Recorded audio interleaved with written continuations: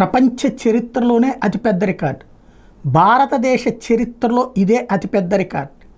ఏంటంటే 140 కోట్ల జనాభా ఉన్నటువంటి భారతదేశంలో ఉచిత బియ్యం పేదలకు ఇస్తున్నటువంటిది మోడీ సర్కారు ఎంతయ్యా అంటే 81,35,00,000 మందికి. ఇది అత్యంత ముఖ్యమైనది. ఇంతవరకు ప్రపంచంలో ఏ దేశం కూడా 81 కోట్ల మందికి, అంటే అమెరికాకి 2 రెట్లు.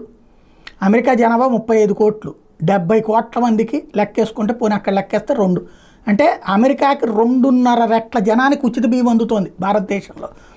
దీనికోసం ఈ PMGKAY అనేటటువంటి ఈ పథకం కిందన లబ్ధిదారులకి ఏటా FCI రాష్ట్రాలకి ఇస్తున్నటువంటి డబ్బులు 3.6 నుంచి 3.8 కోట్ల టన్నుల బియ్యం ఇస్తున్నారు. అలాగే దీనివలన ఏడాదికి అవుతున్నటువంటి భారం 5.41 లక్షల కోట్ల రూపాయలు. ఇది అత్యంత కీలకమైనటువంటి అంశం. ఇది 2021లో అందరికి ఇచ్చారు కదా, అప్పుడు 5.41 కోట్లు అయితే 21-22లో 2.86 లక్షల కోట్లు, 22-23లో 2.72 లక్షల కోట్లు, 23-24 2.12 లక్షల కోట్లు, 24-25లో 2.04 లక్షల కోట్లు. ఓవరాల్గా దేశంలో ఆహార సబ్సిడీ మీద 2024-25లో చేయాలనుకున్న వ్యయం బడ్జెట్ అంచనాలను మించిపోతుంది. 2.25 లక్షల కోట్ల కంటే ఎక్కువగా వచ్చని అంచనా వేస్తున్నారు.